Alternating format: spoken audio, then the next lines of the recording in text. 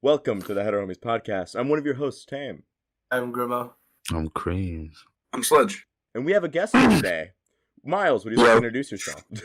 Oh, hello. My name is Miles. I am 6 foot, and I have a very small pecker. Hi, I'm silly. I sip it penicillin. You gon' say it like killing. I might just be a villain. I work, never chillin'. Let a pussy test me. It's gon' be his last mission. Am I allowed to? Can I call you Spider-Man? You can call me whatever you like, baby. I'm gonna call you Spider-Man. All right. Oh, wonderful. All right, Miles, would you like to introduce yourself to the audience? Tell them what you're into, man. What do we know about you? What do we need to know? I like to make music. I'm infatuated with shit like comic books and just crazy shit. I like to go into depth and research on past like fucked up shit. You know, I like to do a lot of research on like history and shit. And I like to make music and skateboard and play video games and shit. I see. And Can you tell me an interesting bit of history? Oh yeah, go on. What? Can you tell me an interesting bit of history?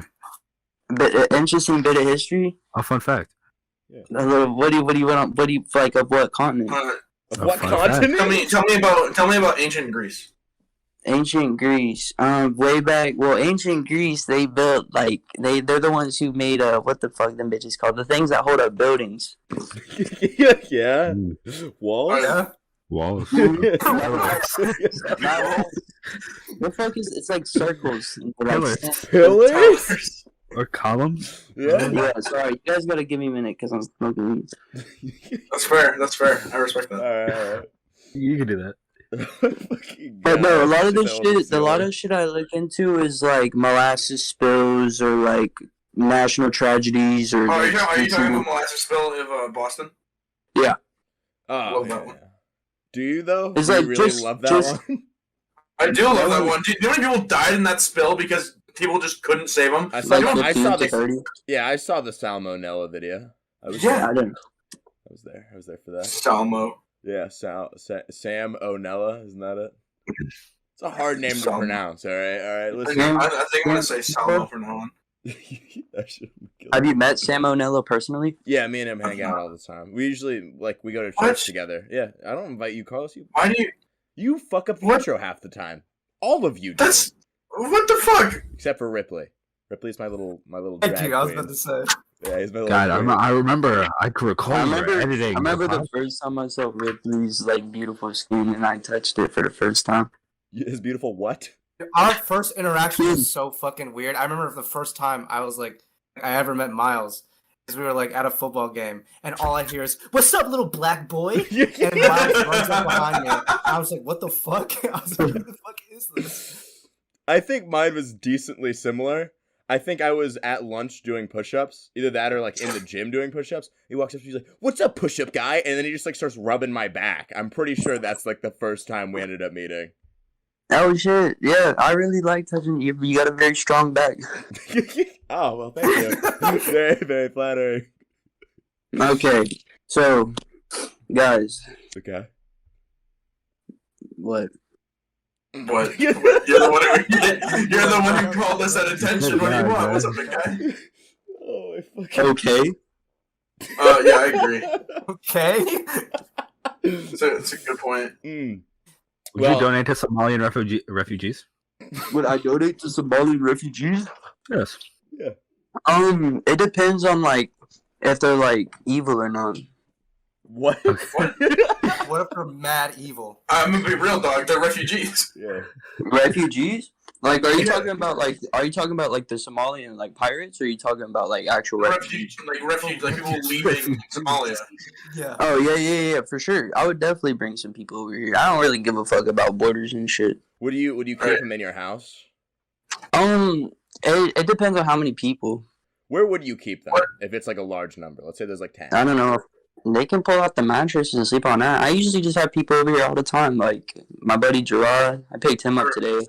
I respect that. Oh shit! Speaking of shit going on in your life, right last week we were supposed to do the podcast, and I remember you got raided by the police. What was that about? Yes, yeah. Okay, so I did drugs for the first time in like a year. I took like a couple of Zans and I drank half a bottle of Hennessy.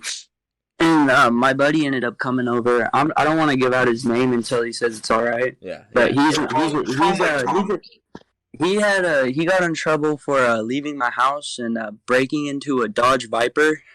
And he like tried to turn on the car with a razor blade and just cut his hands and bled all over this dude's car. Holy shit! Yes, dude. And he ended up coming back 8 hours later, and it was kind of morning, and I was just like laying in bed, and I watch him walk in. I was like, "Yo, you good?" And he's like, "Yeah." And I walk outside, and his car's like totally destroyed. Like his tires are like blown off his rims, and he has like major like he like ran into a wall and just rid the fucking wall for like maybe a mile. Why did the police come to your house though? They ended up. The trail led to him. So blood trail? When he got back, he had his dog in the car for like 15 minutes, and someone called the cops on that. Oh. And that was the reason he got caught. But when he got caught, all the other shit traced back down with him breaking in the car and shit. But when he got caught, the cops try to subdue him, calm him down. But you know how Xanax is, you get mad if you take a lot and shit. You know, you wake up pissed. So he just went outside and started causing chaos. I told him, I was like, dude, don't go outside. You're going to get in trouble. And he's like, no, fuck that. And so he runs outside and he starts screaming at the cop. And the cop's like trying to put him away, and he kicks him in the face and breaks his fucking nose. And I'm like, it's crazy. And so they come back a couple of days later because they found over 85 benzos on him. And they thought it was tied back to us. And I was like, no, it's not. So they went through and I walked into my house right after I got off work. All my roommates are sitting on the couch. And I was like, what's going on? And I look over and there's like 10 cops in my kitchen, and they put me in handcuffs, and they're like, pretty much just put me in handcuffs and sit me on the ground and just rummage through all my shit and leave. Because I didn't find anything. It's fucking crazy. Yeah, it was bizarre. There's some crazy ass shit. Yeah, man, that's like a fucking GTA mission. I didn't know you could fucking pick a car with razor blades. He didn't. Oh, yeah. Oh, yeah. Oh, it's So, he definitely tried, but he didn't. are you facing anything right now, or are they just like, yeah, whatever? No. Whatever charges that could have been placed on me probably wouldn't have gone too far because I didn't do anything. But I ended up, the only thing that I did that could have been incriminating was doing drugs and going to go fight someone. Yeah. Anyway, I got the video. I can send it to you guys, but I ended up just beating up this dude because he beats up women. I got the video. 9, 8, 7. Yeah, but this dude just pulled up and he was so pissed. Like, he was so angry, and I, like, waved at him and he ran at me. I guess because I said I wanted to, he said he wanted to fight me, and I was like, sure. And so he pulled up. I ran outside, I waved at him, and he, like, puts his hands over his head in the weirdest fucking, like, I thought he was squaring up with me or, like, trying to tango or something. But he, like, put his hands above his head, like, in a fighting position, and I was like, what the fuck are you doing? And he runs at me, and I just beat his ass. In the street. Yeah, special moves. Our last guest had a lot of special moves. Yeah, katana shit. Like, yeah, special moves. Like, I wouldn't say I have any special. I know how to wrestle, and you know. Oh, that's right. Yeah, we did used to wrestle. Yeah, that's right. We used to wrestle. Mm-hmm. Yeah, but it wasn't nothing crazy. The dude just pulled up, and I just beat the fuck out of him on the street. Yeah. I don't know. Shit like that. You know what? You know what's fucking weird? I think a lot of that has to do with, like, there are certain areas where you can just see some wild ass shit like that, right? And like when I was a wee little boy, I was growing up at some point we were growing up in an apartment complex. It was just my single mom and then me and my baby brother. And we were both super young. I was probably like 4 and my brother was like probably like 1 or 2 at the time. And my mom is, she comes home from work and we're all asleep in our like cribs or whatever the fuck, 3-year-old or 4-year-old babies sleep in. And we're all in for nap time.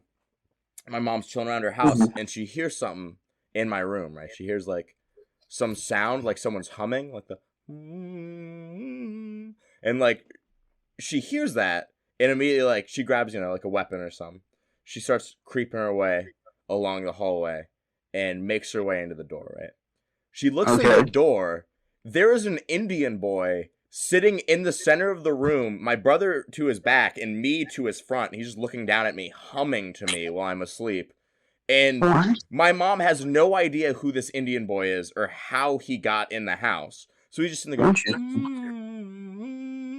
and she like she's not super scared because it's like he's like maybe he's older than us. He's about like I think she said like 9 or 10, but he was still older and just in our house. He was still a kid. Right. So like my mom is like talking to him. He's like, who are you? Like, are you okay? Like, do you need help? And the kid's like, no help. No. And she's just like I think you got fucking hexed as a child. I think you got when you actually got cursed. Like, it gets crazy. It was the opposite. I think you got blessed. Oh God. Blessed. Well, because like, okay, all right. I actually, so this kid, like, my mom is like concerned for him. She's like, "Where are your parents?" And he goes, and he like with his hand like beckons her, and he like go follow me. And he just starts walking, My mom, not willing to leave us, wakes us up. I don't remember any of this shit. So she wakes us up and takes us with her, right? But I do remember this next part because this part was fucking crazy to me. So we start walking over, and my mom has him with us. Us with her because she doesn't want to leave us in the house in case of random Indian people just show up in our house again. So we're making our way down the hallway, and like we go a couple buildings down and then up some stairs, and we're in this like basically brand new empty apartment, right? Like a kid just opens the door and walks in. We walk in.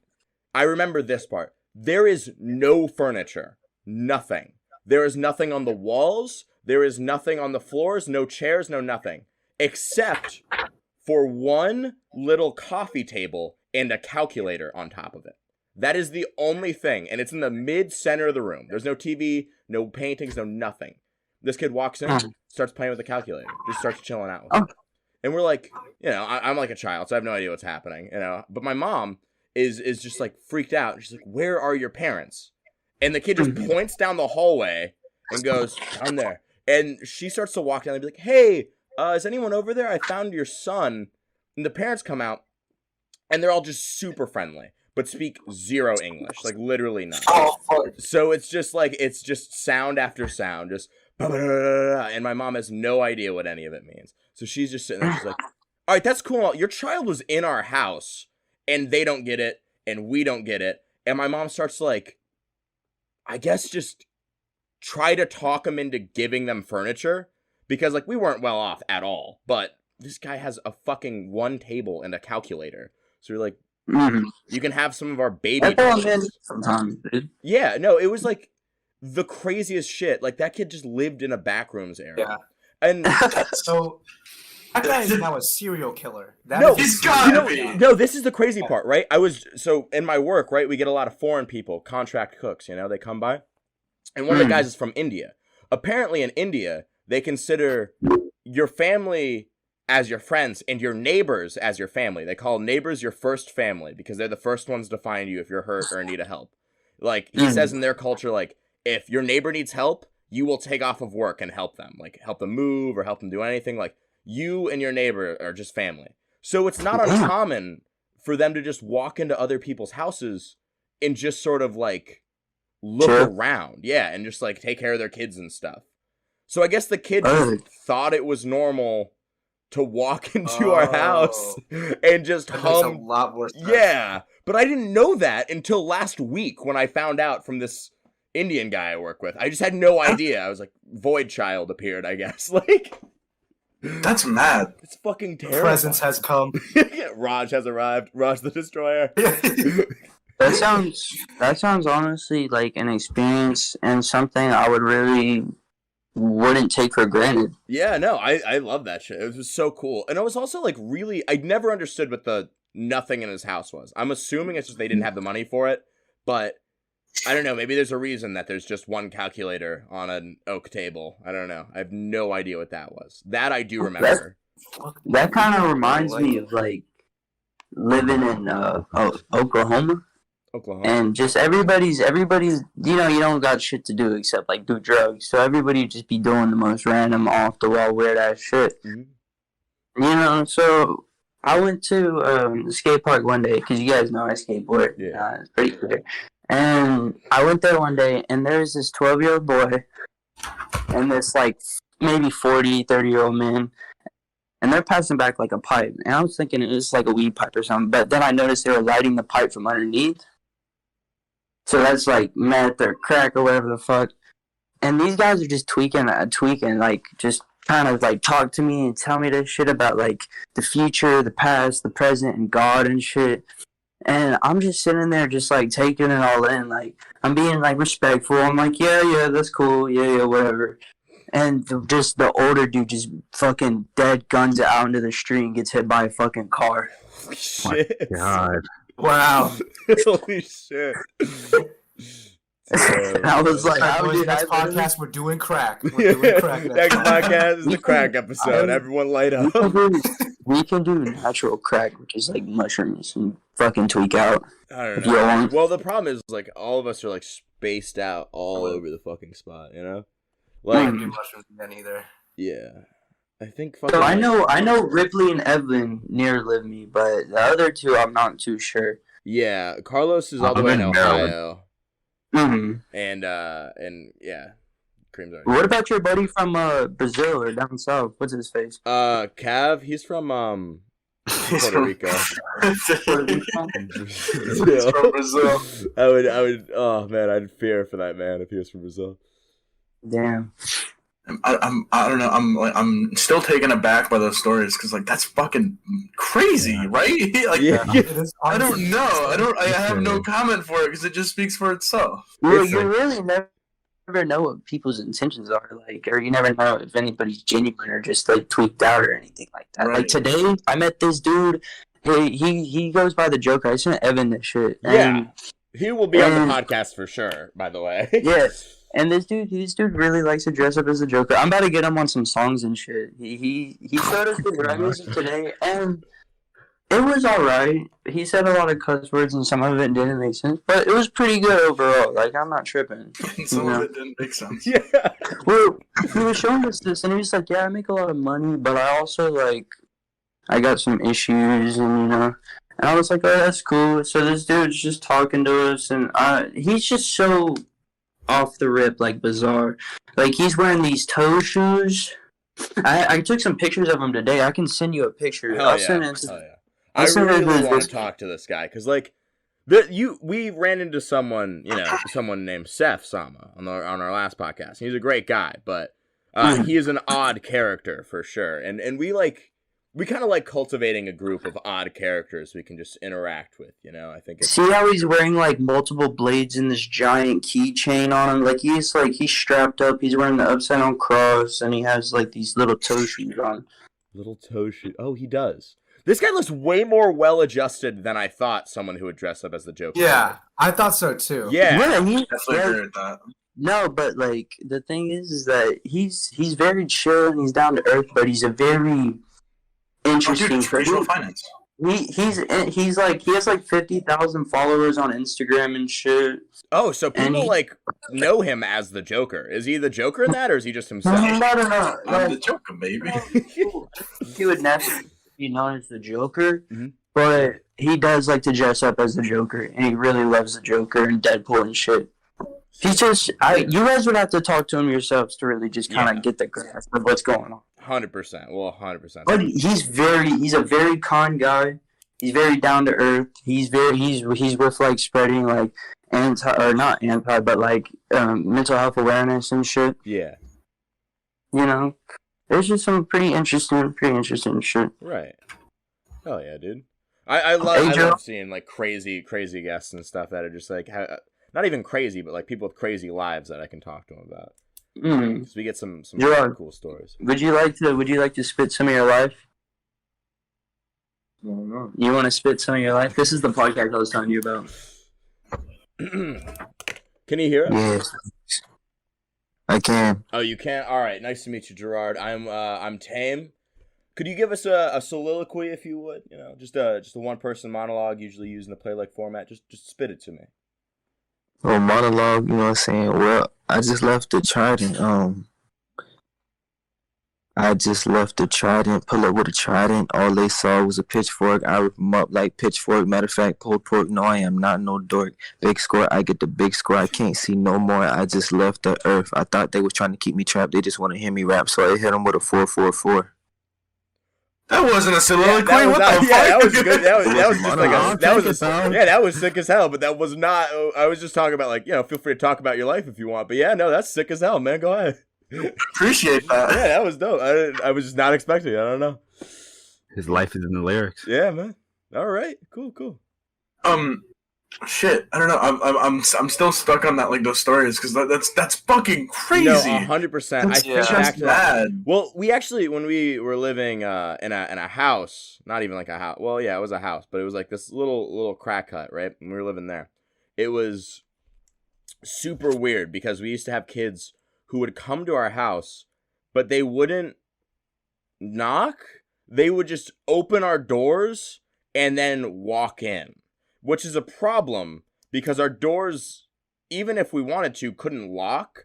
So, like, they could always just walk in. Like, I know our back door in particular. Like, it didn't even have a handle, our back door. It was just, like, open. Yeah. But we did have, like, one of those deadbolt locks that we'd keep. The only problem is you get used to not doing that. So, you run through a door and you just push into it and it just fucking break the door. So, there's just a ton of dumb shit. But essentially, yes. there was a kid named D who used to live either across the street or across the street and to the left of us. And D would come out of his house in full sprint from his front door into our living room all the fucking time. All the time. And it would always catch us off guard. Because we're younger then, we're about like 10 or 11. So like, and my mom, she's always away at work because she's working hard trying to provide for us. So like, we're at home alone, and then all of a sudden there would just be a kid full sprint. Hey, what's up? It's like exist in your living room now. And that shit was always terrifying to me. That shit was always so fucking scary. Like there's just this big sort of overarching plot of people just appearing in my house, and I really don't know how to feel about it. I don't think it should be a constant. Wait, did you live with this older gentleman? Yeah. I used to live with a man named Randy who, Randy... I was there when he died. Yeah, Randy died from cirrhosis of the liver from drinking himself to death. Now, Randy is one of the most interesting people I've ever met in my entire life. Randy told me that he was a Marine. He told me that he was in the Navy. He told me he was a part of the CIA. He was a part of the FBI. He told me he was a serial killer. I'm gonna be honest. I don't think he was any of these things. And he told me he assassinated, El Chapo? Well, El Chapo was still alive. So isn't the man still alive? Right. So, there was one more. He said he killed Fidel Castro. Fidel Castro was still alive. So, Randy finally got him. Somebody finally got him. He did it. So we knew Randy. My mom knew Randy when we were. I would say I was about like 12 or 13, a little later than that other house. My mom was like, "Oh, we can live there with cheaper rent in a way nicer place with someone else." So this guy would provide us housing because he's a nice guy and he was super, super wealthy. You'll find out why in a second. But he was super, super wealthy. And his house was literally a mansion. So we like go in there like, oh, fuck, this is way better. Like everything's crazy. We love this shit. He has a pool. He had, I think it was 3 stories. No. It was 2 stories with like a basement level that was pretty good, but nothing crazy. It obviously wasn't supposed to be a room. And his fucking house like had all these like bridges and shit. And Randy would be super cool, right? Because he would always tell you these stories. And as a kid, I would just believe him because, I'm like 12 and I just go, yeah. This guy's CIA. He's super cool. And like, I believed him for a while until like, I think the story that like started making me think about it is he was like, yeah, I was on the beach with my wife and we're going fishing and this one barracuda jumps out of the water, almost decapitates her. I punch the fish. It explodes into blood. And I'm just like as a kid, I think about it and go, wait a minute, he doesn't have a wife. Yeah, I don't. Yeah, 1, you don't have a wife, and 2, I don't know if that happened. And then we just like, me and my brother think about it for a second. We're just like, okay, Randy, that's super cool. Anyway, we're gonna go pee in each other's mouths or something, and we like run away. We start like running away. We just like go over to the other room, and we're just like, do you think Randy's like okay? My brother's like, yeah, he's totally fine. I'm like, okay, well, cool.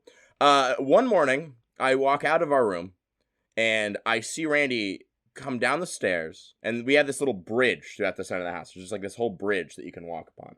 And he walks across the bridge, loops his way down the stairs, makes his way over to a mini fridge. I don't think he sees me, because I'm like sort of in the kitchen. and he walks into his own mini bar that he has in his house and takes out a gallon of cranberry juice and an entire bottle of vodka. He puts an entire bottle of vodka in with the cranberry juice, or actually, no. He drains half the cranberry juice, then pours the rest of the vodka into the cranberry juice, and then starts to sip the entire gallon of cranberry juice as he walks around the house. And I started seeing this, and I was like, all right, this Randy fella might be a little silly, a little odd, in fact. A little silly. There might be some things wrong with this Randy fella. Every single morning from that point on, I watched him fill up a gallon with cranberry juice and vodka and drink it as soon as he woke up every fucking morning. So what was happening is he wasn't insane. He wasn't senile. He was just a crippling alcoholic who would, by the way, drive us to and from school every day, which was super interesting. He was an amazing drunk driver. I will give him that. I think he was a better driver than my mom when she's sober, so I don't know. I don't know what that's about. Actually, wait, just really real quick. People who are like professional drunk drivers, oh my god, dude, these people are fucking like cracked. Dude, and when they're driving sober, they're even better. That's crazy. It's crazy. You're right. Yeah, like now that you say that, actually, if Randy was like 69 when he died, 68, so that fucker, he was like old, decrepit, drunk all the time. He still drove better than my mother. He still drove better than my mother to this day. I feel the safest when I'm in a car with somebody. Yeah. The only person I will ever feel the safest with is my dad, because I've been in the car with my dad where he was so shit-faced drunk that he cannot speak words correctly, and he's still straight on the road. Holy shit! Yeah, that's terrifying. Yeah, the thing, drunk drivers are a whole mystery to me, because like the drunk crashers really give them motherfuckers a bad rap. Oh god, dude! Oh fucking god! Poor drunk drivers, man. Can we get a prayer in chat for drunk drivers? How you feeling, Miles? How you feeling? You've been a little quiet over there. Oh, I've just been listening to these interesting ass stories. I see. Cranberry. Well, you actually, let's say who hasn't had a moment to spit their truth, as the kids are saying. I'm trying to be more hip. Grandma's been very cool. Yeah, American. Well, I was just like waiting because like we're talking about druggies, and like the only druggie that like actually lived with me was my uncle, and like he did some crazy fucking shit. Like as a kid, we used to live in Atlanta, and was not the best part of Atlanta. Like literally, my dad, he was walking down the street one day, and some dude points a gun at his face and is like, "You're gonna buy this bag of cocaine." He's like, "Okay, cool. How much is it?" $200. And he hands him the bag and runs away with the $200. And my dad opens the bag and it's a stick in there. I'm like, $200 stick. And like that's like the setting. Like my uncle was like a different breed. I don't know, man. That's like rob him at that point. Who the fuck? Here's a stick. Like, come on. That's what I'm saying. Grandma told me that before, and that's what I was saying before. Yeah. Just take the fucking money. I guess it makes sense when it's like when you're mugging somebody, right? It's like, hey, you want to buy this knife? It's like, yeah, it's plausible deniability. This is a stick. What the fuck is wrong with you? Actually, no, I have two drug stories. I'll tell you this one first. But like, so as a kid, we used to live in like this apartment complex. And we had this neighbor who would like always host barbecues and everything. Yeah. And he was like one of the nicest people ever, according to my dad. Mm-hmm. And one day, the police, like they swatted this. Like you hear helicopters outside. They swatted the apartment complex that we were at.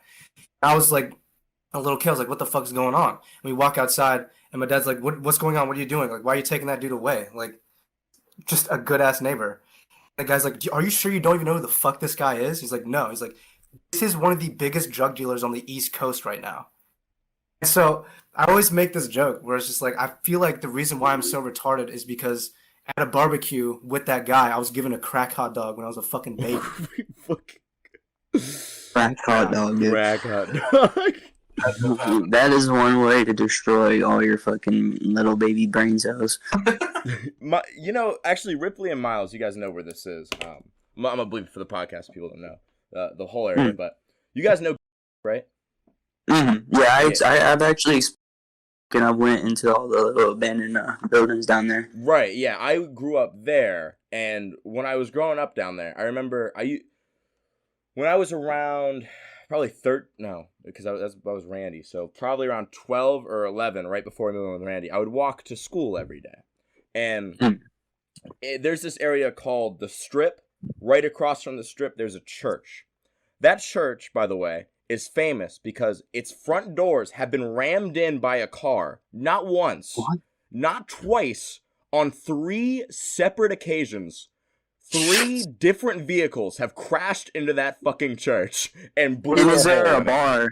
I have no. Is there a bar? No, because it's like next to the it's in the middle of a field. Like there's literally like 50 to 60 feet of field in the way before you even hit sidewalk that then leads to the church. So it's like you're never gonna fucking hit that. You're never gonna hit it. Yet somehow people always hit the front door. Hit the front fucking door every fucking time. There's no feasible explanation on why someone would do that other than just be like, when I was growing up, I asked everyone. I asked fucking everyone I could find. There was a kid, KK, who lived across the street from it. KK never told me. He never saw it. He would just be like, yeah, every once in a while I'll walk out and that shit would happen. And like he would just see the fucking doors bent down. He'd see the cops, the lines, and just fucked up like, I don't know, Neon or Nissan Altima or whatever the fuck. there must be like some like strange form of like ultimate power. Why did this girl park that car? Yeah, this is an act of God, is what this is. Bro, hold on. I'm about to turn on my fucking mic or my fucking camera. Cause see the fucking light. Well, they won't be able to see this. They won't be able to see the camera. It won't pick up the camera for this. Oh, I'm but sorry, if y'all, oh man, no, I'm literally. This person literally parked my car in the disabled one, bro.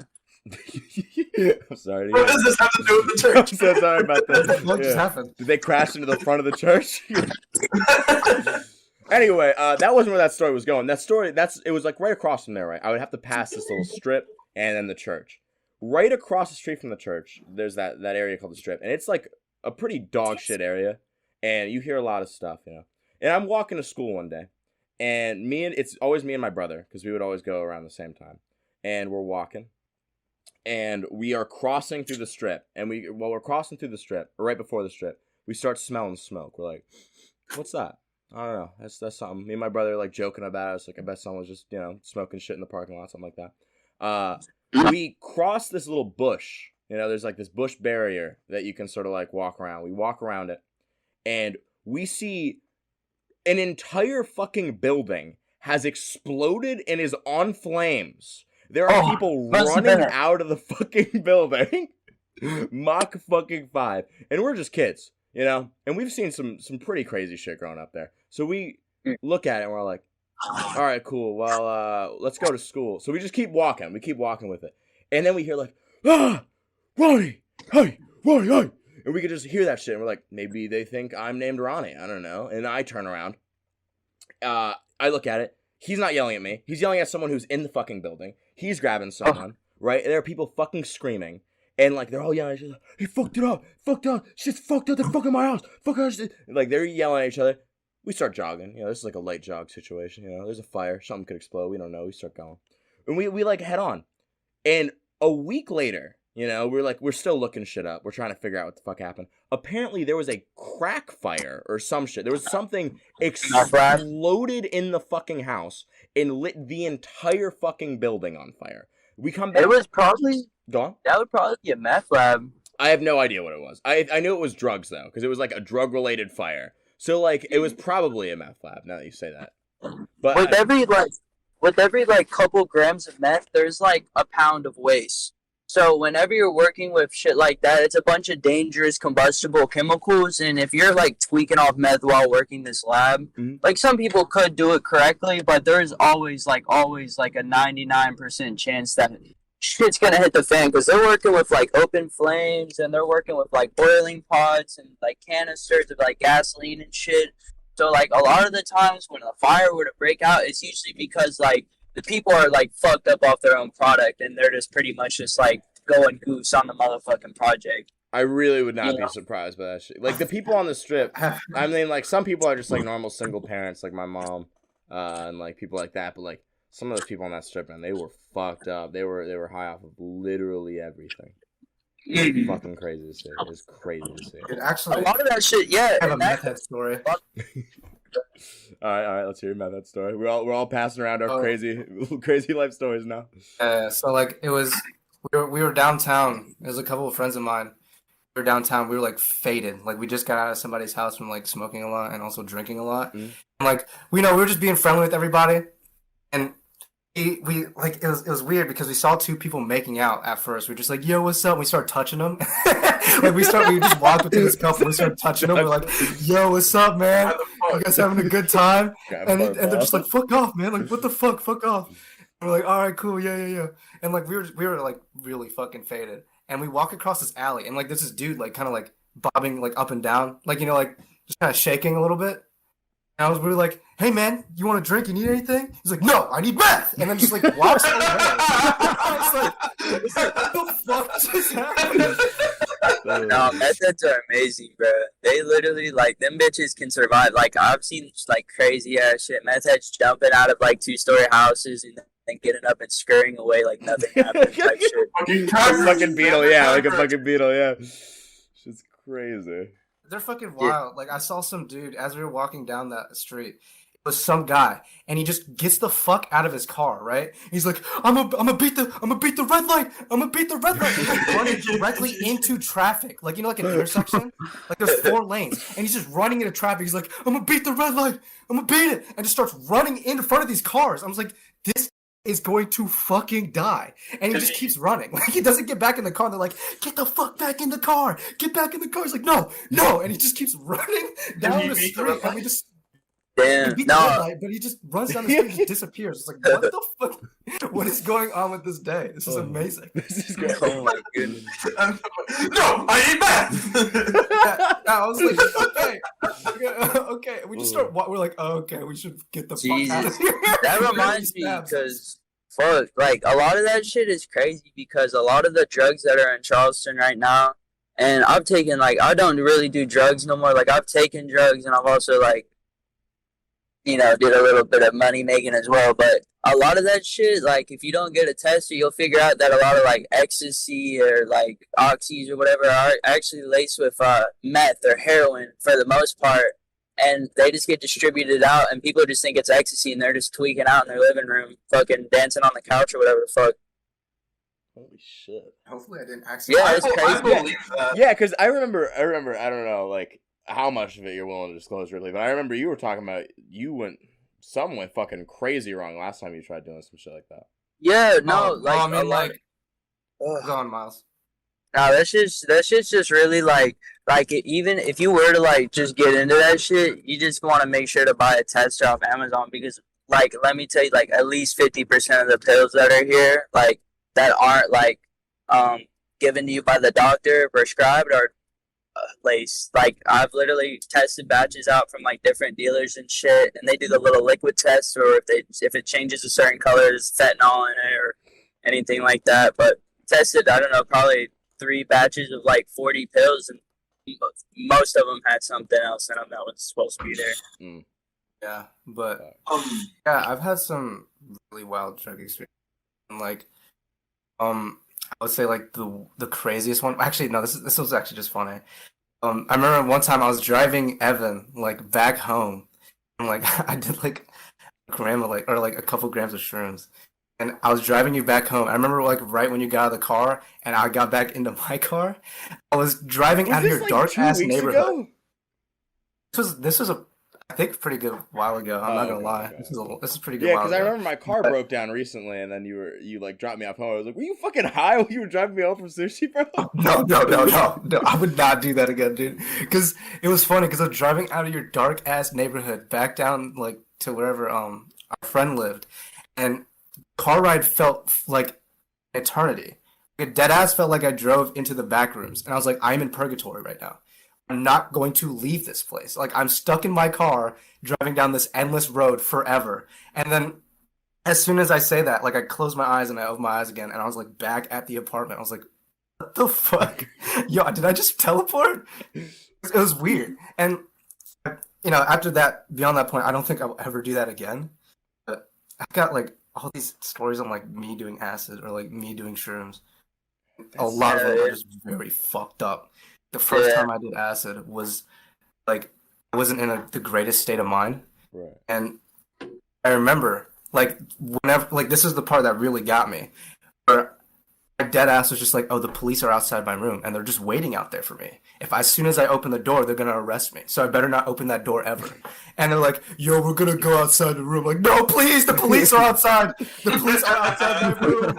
Please. And I was like panicking. I like put my hands on my face. I was like, we're gonna go to jail. We're going to jail. And like just freaking out. And as that was happening, I remember like just this weird vision. It was just like this. I close my eyes and all I see is blood just rush down like my fucking eyelids. And I was like, I have to die. I'm going to die. And I grabbed like this knife that was on my bed and I unsheath it and I close my eyes again and everything is blood red. I'm like, oh, this is how it ends. Jesus, take the wheel. And as soon as I was about to do that, my friend grabs my hand. And like I look at him and like there's like this light behind him. I was like, this dude is Jesus Christ. It's literally Jesus Christ. I was like, you just saved me, Jesus. And he goes, what? I was like, thank you. I sheath the knife again. And I put it back on like the counter. I was like, I just got saved by Jesus tonight. Oh my god, but acid turns you into a fucking acid is terrible for you. That shit really does fuck you up if you take it a lot. Yeah, like those stories of people like jumping off of buildings and shit, I can see fucking why. Like I can now see why. Yeah, it just really fucks with your head. You got convinced that someone was fucking Jesus, so yeah, I can see that. Well, LSD was first when LSD was like discovered, it was discovered as like a mold inside of a corn. And that was real LSD. Like LSD now is just like made inside of some type of lab, but LSD is just so intense that if you take it for a day and you go back and you take it another day and another day, you have the high chance of like a heart attack and shit. That's why acid, like I've taken a lot of acid, and acid is really like, I used to be like very, very, very hyperactive, but acid really slowed me down, and I just feel like it just killed like fucking thousands of my brain cells. Honestly, it probably has done the same for me. Like, I probably won't ever be the same again. That's fucking that's why I don't stick around, like, with stuff like that. Because that's, like, just a scary thought to me of not having full control of my body or the way I perceive things, you know? Like... Well, if you're strong-minded, you can control yourself. Like, you'll probably think and do weird shit, but you can prevent yourself from, like, trying to kill yourself. It'd be better if you had someone with you. That would be even more help. But like mushrooms goes based off of your emotions. I guess acid could too, but it's mainly like mushrooms really like go with exactly how you feel. When you take like acid and shit, you could be having like a bad day and acid could perk you up, but you could also be having a bad day and acid could make it worse. It's always so random and it's always just so intense. Like when it hits you, you're just pretty much, there's no other word I can say for this besides like retarded. Right. Like you just literally just. No, we love using retarded here. We're big. Mushrooms. I'm very happy to know that Grimo is not strong-minded. That's what I was like. That's what I was thinking. I was like, Ripley's like very strong-minded though. So like it's just like I have a little tidbit on that. Like that whole you kind of lose control. I remember one time like during that first time we did it was. There were raccoons in my ceiling, and we all of a sudden heard scratching. We heard scratching up in the ceiling. We're like, oh, fuck, somebody's coming in the room right now. And we're like, all right, everybody act normal. I get up and just start walking circles around my room. I'm like, this is normal, this is normal, this is normal. I'm like, remember my friend just gets up, sits down, gets up again, sits down again. And I was like, all right, well, we're doing a really good job playing normal right now. I'm pretty sure we will not get caught. The raccoons will not suspect a fucking thing. Because we thought it was somebody. We thought it was a person. We were like, oh, fuck. Acid compared to shrooms, this is the last little thing I'll say about it. It's, mushrooms is more of like, you'll take it and you'll feel either really happy or really sad or really confused or like lost. And it's more of like, when you take mushrooms, it's like you take them just so you can like feel philosophical or whatever the fuck, or so you can experience something like a higher power, a higher being. When you take like acid, it's literally just straight fucking just goofball. Like you just running around the fucking baseball field, just like yeah. That like when last time I took acid, I took a gel tab, and I don't know, I went fucking crazy. I was like walking back and forth and pacing, and there was dots everywhere, and in my head I'm like thinking, I'm like, what the fuck? And that's the only thing I could say is like, what the fuck? and I'm just like fucking running up and down. Like I ended up leaving the trailer park I was staying at because I was homeless at this time, and I went down to the baseball fields, and I was just running up and down the baseball fields. I think you guys know where I'm talking about. It's on the corner where those gas stations are. And so I'm running up in those, and I'm climbing up the tall peakins, and I see, like, a bunch of homeless people. And so this is, like, I can kind of remember this, but I was thinking they were, like, trying to, like, watch me or something. I don't know what I was thinking, but I just ran over there, and I started, like, flapping my arms, and I, like, scared them all away. It was fucking, the acid just turns me into fucking a monster. That's like the thing though, like, I don't know, there's nothing appealing that necessarily to me that, you know, that really makes me want to go out and do that. Because like, as you guys like just said, like it allows you to feel very like wild. You guys know who I am as a person. I am very aggressive and loud and very like easily entertained. I'm just big stupid guy. So well, like, you're not stupid, Evan. You're fucking. The thing is, Evan, you're like. How would I say this? You're very. You could be stupid, but I feel like you got the brains and the bronze. You know what I'm saying? Like this man's writing books and shit. He's a little artist, and bro I'm does, not an like, artist. Ripley is an artist. You're open-minded. No, you're open-minded as fuck. You know, you know, like you pretty much have a basic grasp and understanding of the world from what I know. From when I talk to you and shit. So I don't think you're dumb. I think you're, what would I call it? All it Simple. takes is a black boy who nears you to walk up behind you with a sledgehammer, and you're stupid. Well, he turns into a brute when he's doing 400 push-ups a day, and you walk up to him and he's fucking you would too. Yeah. Well, the way I look at the world is very like. I try to keep an open mind to people living in like a way that's like very different from mine and like with opinions I hate or just like don't agree with or anything. Like I'm very open to hearing about them and like listening to people talk about them all the time, because the way I look at the world, I don't understand anything. I at no point in time am gonna go, I know this for sure, because I don't. There could be 100% chance that everything I've ever heard was off base and I've been being misinformed about something forever. So my mindset has always been, I don't know, and it's not my place to say you can or cannot do something. So I never try to restrict what other people can do, and I never try to sort of like, in any way, shape, or form, sort of like completely disregard someone's opinion. Like I always want to hear them out, and I will debate it, you know, I'll be like, I don't think that's true because of these reasons. But I'll never just outright go like, that's wrong, there is no evidence, you know, that, unless if you literally bring no evidence to the table. So like, I don't know. I don't like that mindset of going like, you don't know anything. I'm right, you're wrong, because I don't know. I'm wrong, probably. There's a really good chance I'm wrong. I'm not well informed enough about every topic. There's a really good chance I'm wrong about it, you know? I've been told before that I'm very open-minded, and I guess I'm inclined to believe them because I have no idea. Well, the thing about open-minded is if you see a gay person, do you say, oh, man, I don't accept that. Like, I don't fuck with that. I don't care. Right, yeah, that's exactly how I am. Then you're open-minded. Whatever, man. Feel free to live your life.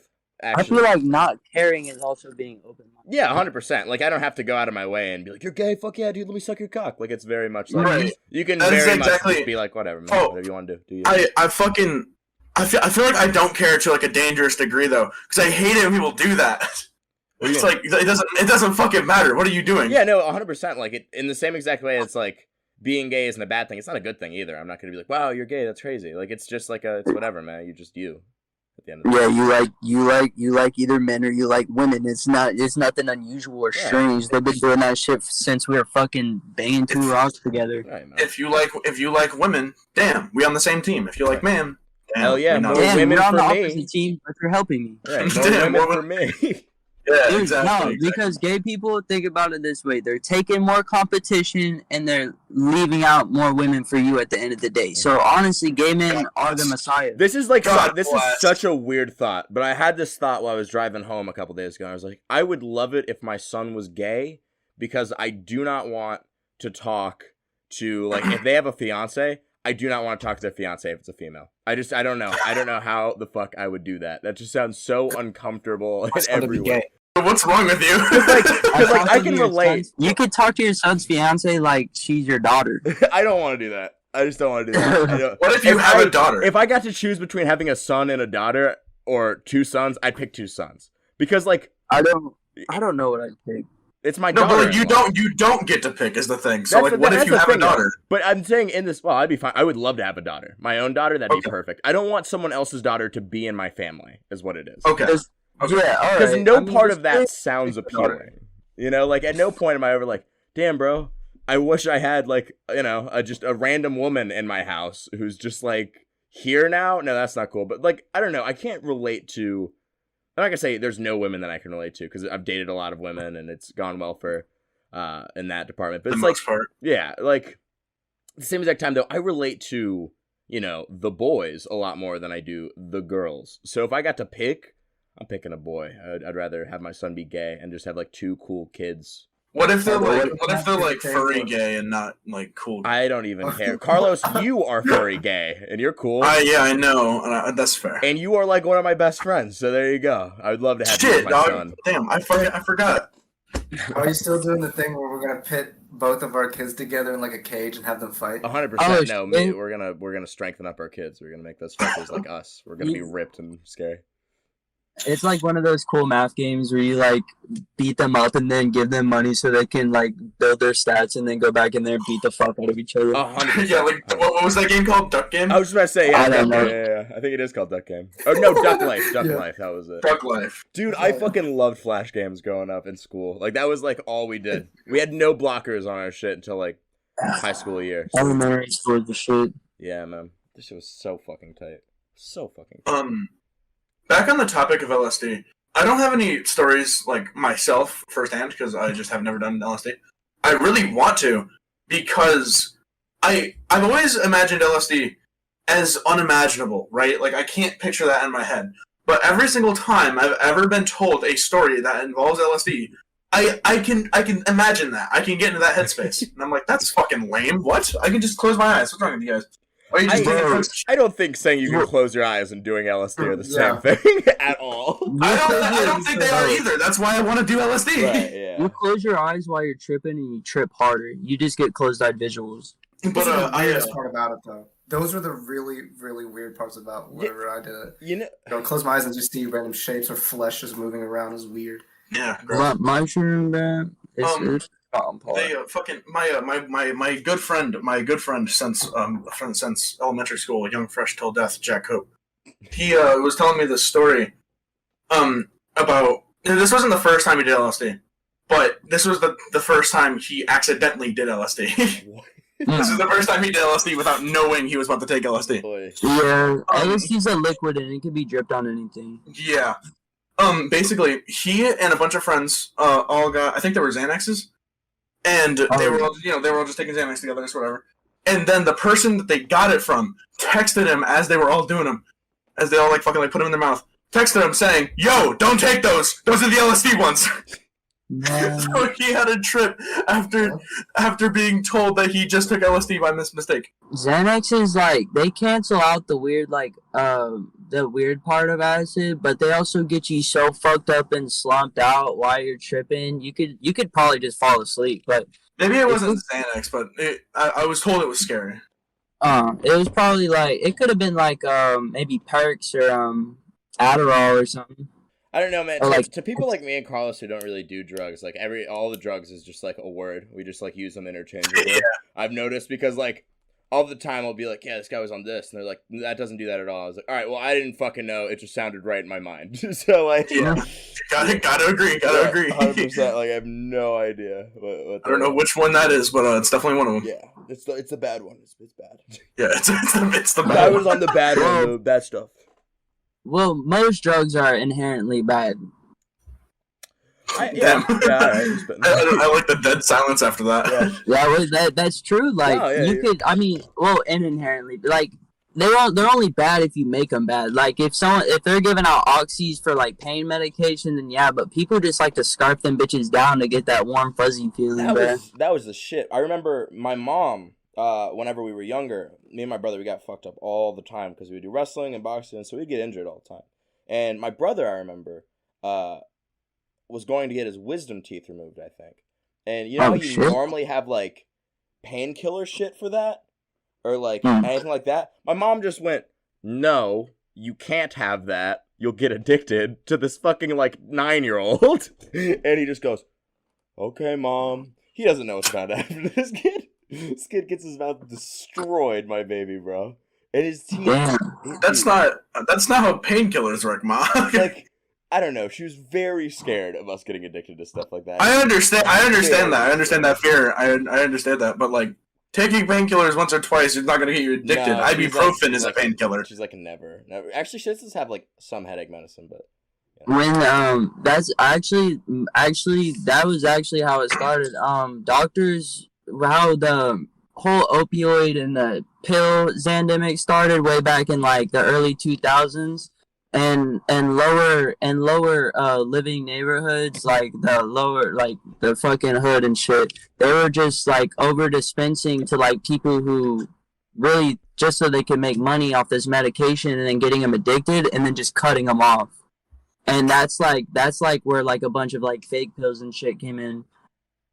I want to try drug. I don't want to get addicted to drugs, so I don't think I'll try drug. I don't want to try drug at all, because I think the idea of doing that is still super scary to me. Because, like, I don't, you know. I wouldn't blame you at all. Well, just don't do shit like heroin or crack or coke. That was never part of the plan. There was this one bitch who was like, I want to do crocodile, that I used to know. which everyone else in this call knows who that is. She's not a smart person. I don't know. Okay. Having it said back to me, I almost get it. I almost understand the headspace. I mean the headspace of like wanting to try a drug like that. I understand that headspace, but at the same time, do not do crocodile. Yeah. Wait, I remember after they said that you looked up the facts on crocodile. What does crocodile do again? I know like vaguely, but I'm sure one of you guys. Crocodile, I believe it's in like the injection area. Scabs the skin like terribly bad and like causes gangrene type effects.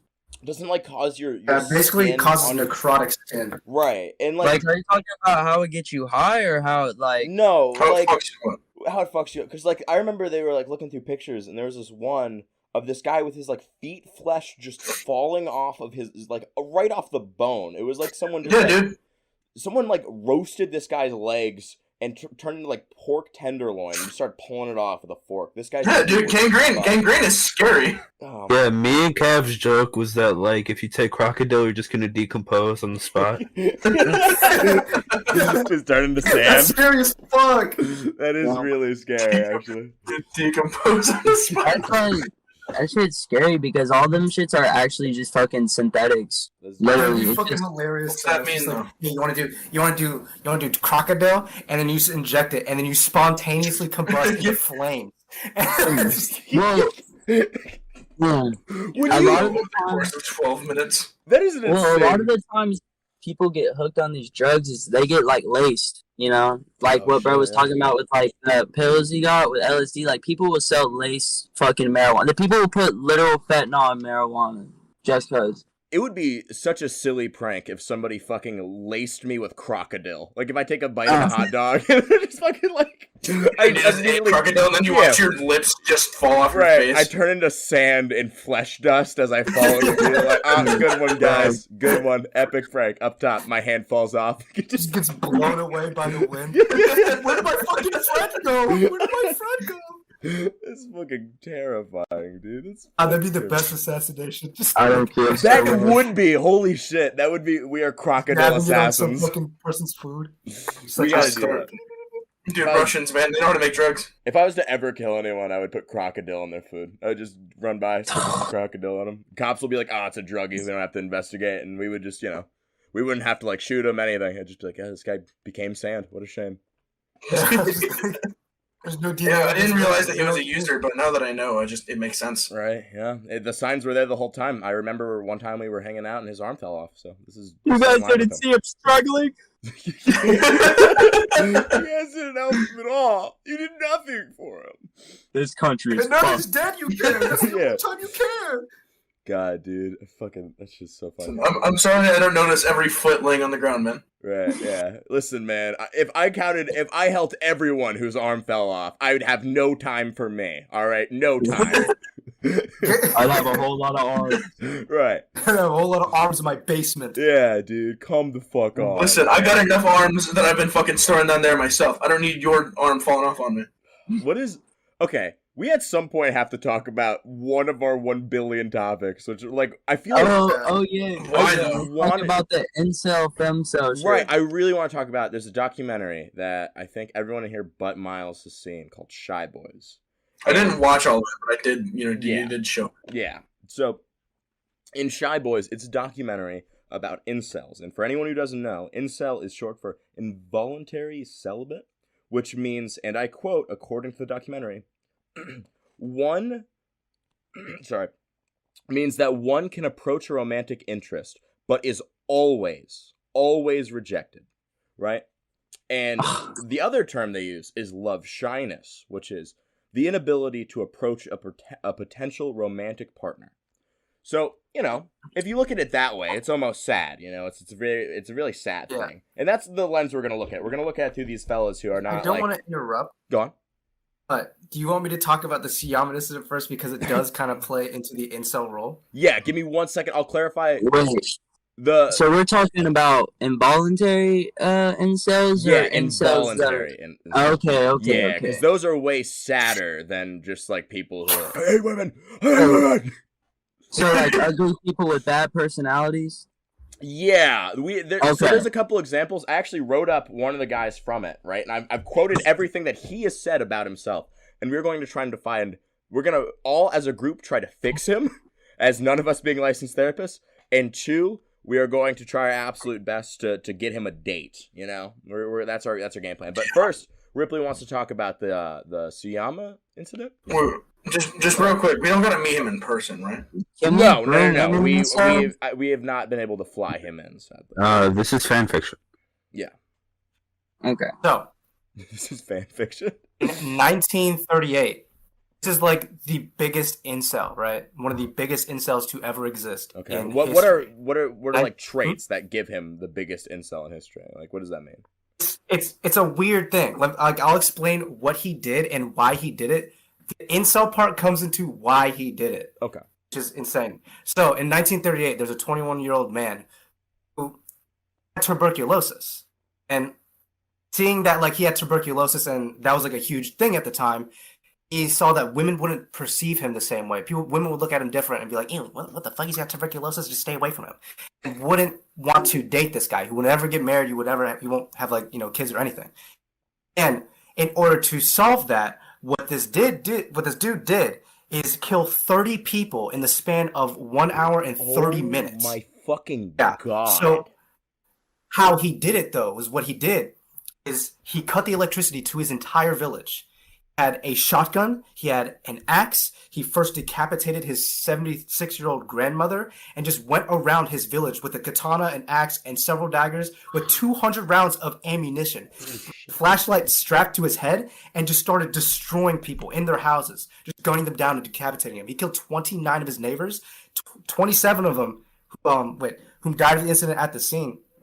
But I think it was like a couple others that were fatally injured and died of their wounds later.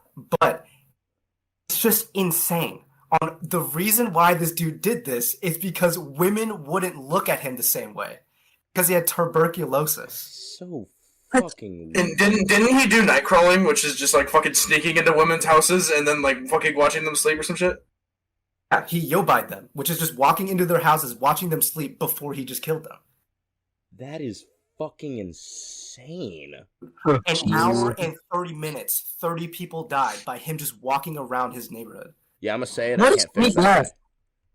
I can't fix that. Okay. Well, at least you're willing to admit that you're not perfect. My question is, which is why it leads into the incel part, is how can we fix these incels so they do not do anything with the technology we have today and to upscale what he did to an insane degree? I'm just saying, how many shootings there are? It's quite possible that's what happened. This has happened many times. Okay, this is actually a completely unrelated question, but do you think if prostitution was legal, there would be less murders?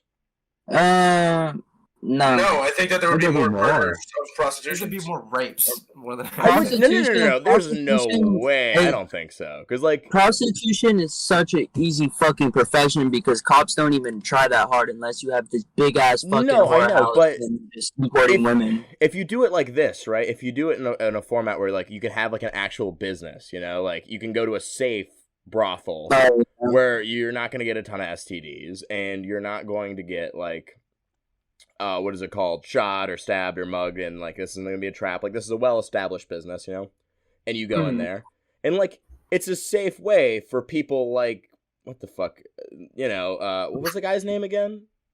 Was his name Suyama? Yeah, like that. Oh no, his name guy. wasn't Suyama. It was Yama. Squid Game. The fuck? Oh, Toy Musuo. Okay, yeah, like toys. That guy. Like you can't. Let's just call him Toy. This is why I don't pronounce foreign names because can't do it. Yeah, I can't do it either. But don't you think he was expecting like a loving relationship but not just a body? I 100% agree, but I do think there are also people out there who think sex is way more important than it is. They think it's like, you know, if I can't get laid, then I might as well die. Like it's something crazy special rather than it's just like... Yeah. Like, yeah.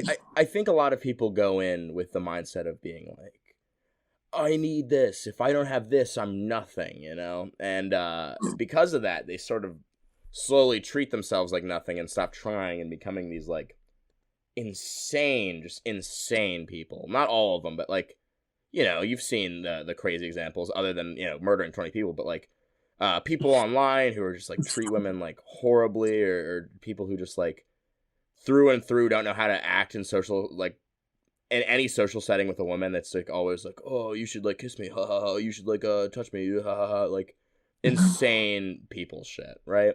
And I feel like if they had an outlet where their like insane need for sex was met, where they could actually like maybe in some sort of way become a normal person in society or at least function in it.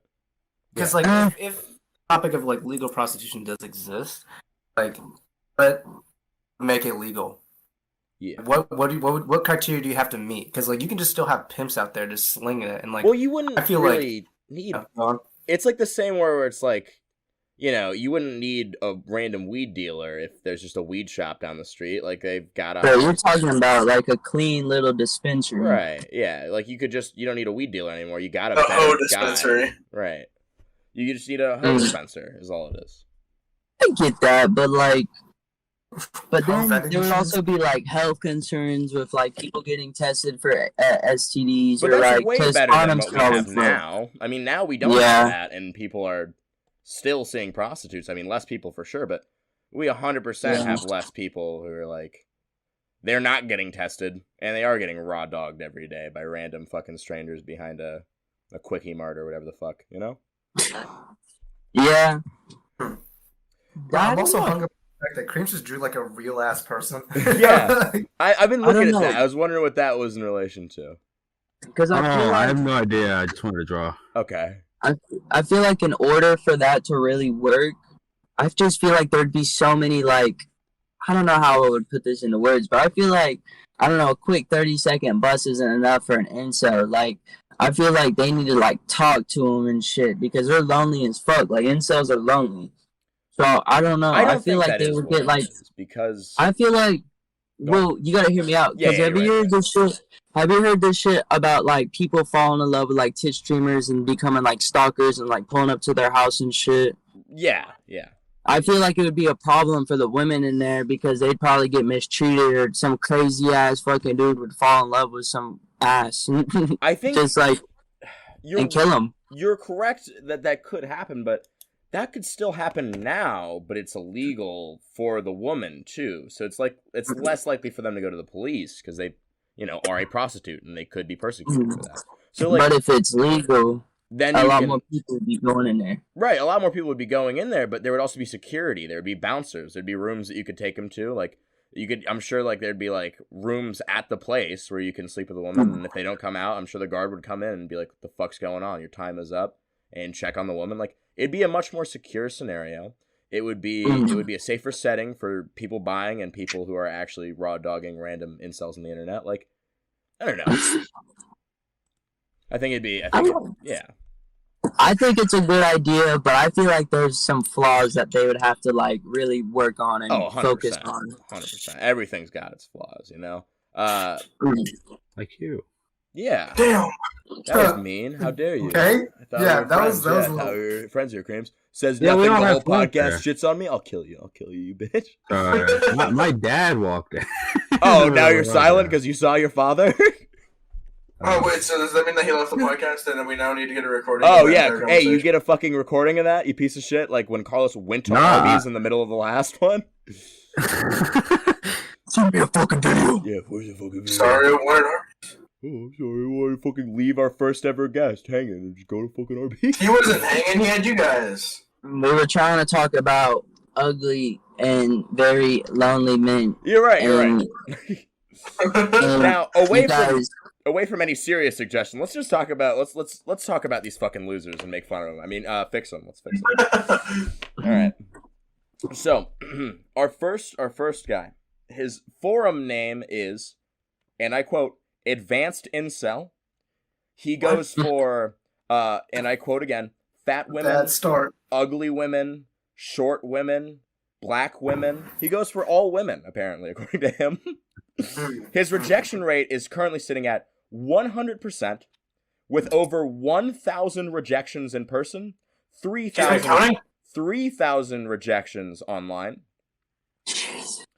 He's in his own words, when asked to describe himself and why he thinks he has trouble with women, he gave 2 responses. No job, I'm ugly. Whenever he goes to see women, he receives, quote, fuck off signals, which include them looking at their phone, literally praying that he leaves, and rolling their eyes. Yeah. So this is our first and only man to fix, but we will call this guy, somebody give him a name, because I've already given you a set. Tim? Tim. well, since you're saying he's ugly and he doesn't have a job, I guess we're going into that. Whoa. Don't be putting words in people's mouths here. That was him saying that. Yeah, that was not me. That would be Mr. Tim over here. I think Okay. he was a charming young fellow. Can someone just find a stock image so I can know what I'm working with? No, he's like, okay, so I'll give you a verbal representation for audio listeners and a little bit of a drawing of what he would look like for the visual listeners, you know. So Okay. imagine the biggest lips you have ever seen in your fucking life, okay? The biggest, largest, most supple lips. Yeah, the DSLs, if you will. Yeah. Imagine on top of them big lips, right? You got this little quirked up white boy, real pale, ain't seen sun in months. Narrow little beady eyes, perfect for hiding in the dark and staring at women. Long feminine hair. Kind of out of shape, just a little bit of a belly on the guy, a little bit. And just a couple freckles, pimples, just just a little bit. All right. Well, how are his manners? His manners, do you wanna maybe like talk to me just like as a person, and you're a woman, and I'll be him for a minute, and I'll Okay. yeah. Just sort of approach me. Just approach me. It's like Oh, Yeah. walks closer. No. Are you serious? No, I just mean like talk to me. You don't have to like. Oh, I walk. thought we were fucking role playing. Yeah, I mean, No, yeah. like, but walks closer. Yeah, it's just. All right. All right. Hello. How you doing today? Hi. How are you doing today? I think sorry. I already know this guy's fucking issue. I saw this jacket online. Just my best representation of him. Okay. What are your common interests? Play Pokemon. I'm really good at it. You should see it sometime. You'd love it. You'd like it. You'd like it. All right. I do like Pokemon. If you were to take me out on a date, my bad, where would you take me? And what would you do? I don't really have a car, but I can walk to a Wendy's. Wendy's? You make money? No. You're gonna borrow some money from your mom? Yeah. Okay. All right. I have a good enough representation of what I. Okay. This dude's a fucking scrub, dude. Let's fucking get it rolling. 100%. Like, I think with people like this in particular, I think work builds character. You know, we got to get this guy a job. We got to put him to work, boys. What job could we get this young fella? I feel like You want a job that'll just make him like a fucking just continue to make him like unlikable. Just put him in a factory. I'll love it. I want I don't to know. put him in like. I want to put him on the front lines. I want to give this man a gun. Put him in there. Okay. just like Beach of D-Day is where I want him.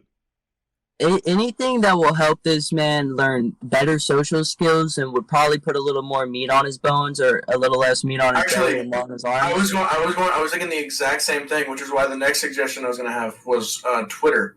What? Oh, a Twitter moderator? Oh, yeah. Oh, Twitter's already in the fucking dump. We need a fucking Instagram moderator, TikTok, or whatever the fuck. Sure.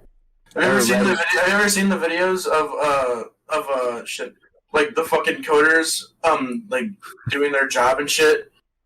Damn it. They're doing their job, and their job concludes mostly of them going downstairs and fucking partying with their coworkers. At Twitter? Yeah. It's like all like most social media videos, or not videos, but like most social media websites. Their office is pretty much something like that. Hey. Yeah, that's not good for our guy. We gotta make him cooler. I feel like he's gonna work his way up. Wait a minute. Cream said something for the first time all episode. Creams, what was that? I think he should be a pediatrician. Why? What the fuck? Why? Give me a reason. This would be so funny. This should be so funny. Okay, thank you, Creams. It would be hilarious. You go back to your silence, boy. That would be really just so Go good. back to your silence. I feel like Look, this man really needs to work his way up from the bottom. You think from the bottom? Because like he lives at his house. Right. He probably doesn't have much education. He has no lives with job his mom. experience, you know, like it's gonna. No job experience. Yeah, this man has literally nothing but probably besides a fucking GED. Yeah. Right. I got one. Okay. Let's put him. Let's try to land him a job at like a gay bar. Oh, What? okay. Because like, if you think about it, a lot of people there are very friendly. There are a lot of talkative people. If he just learns to talk to like men first, he can move on to women. In the footage, he does seem to not be very good with men either. He seems to be bad with people. I think he's bad at people. Okay, so he's not a people's person. Yeah, Okay. yeah, and it's like I feel like he wants to be good with people, but he doesn't understand that people have thoughts. You know?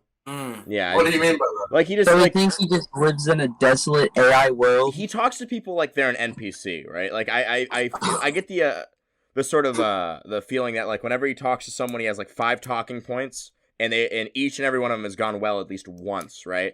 And he just goes, they'll always go well. So he goes, Pokemon. He goes, this jacket I found online, and he goes, my mom told a joke one time, right? And these are the 3. So like, I feel like that's his general game plan. So if we maybe put him in maybe a spot where he can like get a lot of like it only relies on him and his ability to talk to others, maybe we could get him into something. You know, like maybe stand-up comedy. Maybe just jam him. You could get him. He could be like yeah, he'd love that.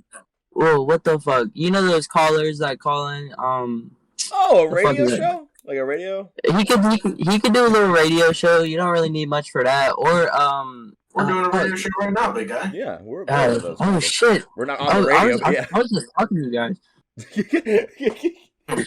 My biggest like question is just like, I feel like, how would you guys land him to get a date? Like, how would you guys let him snag some poontang? I would get him. What would you guys devise? I would get. Okay, I would hire a prostitute. Oh my fucking god! Okay, it's not necessarily like a fucking prostitute. This dude's an incel. He can't talk to anyone, girlfriend, let alone a prostitute. Dude, yeah, but like getting pussy is the first step. Okay, I would get his mother. I'm laughing The at only vagina you're both of you familiar guys. with. You fucking just Grandpa screaming what? Fucking. His We're trying fucking to find mother, him dude. love, dude. I need to stop playing Subway Surfer. Fucking. Bro, I feel like we could get this man a date if we sent him to some fucking Comic Con or fucking video game con, because there's a lot of nerds out there like him that could, You know what? you know. That's the problem, though. Like, nerdy men can't really find dates, but nerdy women, on the other hand, can definitely find dates. Because men like a nerdy Yeah, that's girl. bullshit. Right. Men like a nerdy girl. Women do not like Tim over here with his big supple dick-sucking lips. So that is kind of like the general issue with it. Like, I think Tim is just gonna have to like change his standards and go for men. Because he's got dick sucking lips. What? I Alright, don't boys, know if you can. let's make him gay. Alright, new game plan. How do we make this guy gay? No, you want men. Yeah. I mean, that's always an option. Or this man could just be fucking bisexual and try and just get anything that comes into his True. Here's my game But that's plan. the thing. Okay. Go ahead. He's We're too gonna- scared. We're gonna get a lawn chair. Okay? One of those plastic ones. What? I'm gonna get a table saw. I'm gonna cut a hole in the bottom of the lawn chair. Oh my god. We're gonna kidnap him, strip him, make him fully nude, rest his balls to the bottom of the ball chair. They're hanging down in between the four legs, you know. And we're gonna show him women, you know, pictures of women, and not even women mixed with men, right? Every time his cock gets hard at men, we will jerk him off to completion. We need to throw a couple curveballs in there. We need to throw Wait, in like wait. You're right. I got a great. This is for the next part. This is and whenever we show him women, and if he gets hard, we hit him in the nuts with a sledgehammer, right? That's not what I was talking about. I was trying to show men that look like women and women that look like men. Well, that comes with time and practice, for sure. But go ahead, Ripley. It's conversion torture. That's what we're gonna do, right? I'm gonna go to his house. I'm gonna pick him up. Wait. Carlos is dying. Give 1 second, Ripley. Carlos is gonna die real quick. Cripple his like, fucking penis. But what we're gonna do, right? I'm gonna drive to his house. Be like, yo, get your gym gear ready. We're gonna get all of our special gym gear, very special gym gear. Okay. We're gonna go to the gym, and we're gonna put on our special Corona masks. Okay. And walk into the gym, right? We're gonna spot a good looking guy, a decent looking guy, Yeah. maybe like a buff one. I'll play a Then buff that's guy. Play buff guy. You are a buff guy. Like, hey man, That's what I'm playing. Yeah. man. Hey, what's Is up, that G? What's up, man? You guys need help? You want a spot? Oh yeah. No. We're examining. We don't know really how to work out at the gym. Oh, 100%, bro. If I you got want to go along with your workout, go right ahead. Oh, fuck yeah. You guys need me to help you show anything? Like any machines you guys Well, use? yeah. So Bernie, How about you come with me? You come train with me real quick. Oh, 100%. Yeah. And 1 second. Let me just wrap I'll these up. nod at him. I'll nod at him and be like, do it. And then that's when he releases the gas. Gasses him. what kind of gas? Like tear gas? no, like chloroform gas. I like how Ripley has found a way.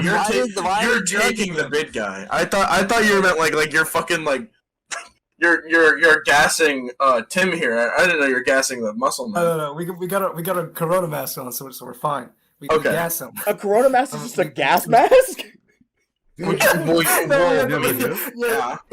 Is the gas mask. It has gone off the rails, bro. I thought we were trying to get him a girlfriend. This is trying to Miles, get him this is a a part of the girlfriend. process. We're trying to change his standards. We're trying to this is all change his part of the standards. process, Miles. We're putting him into like some just horrible training.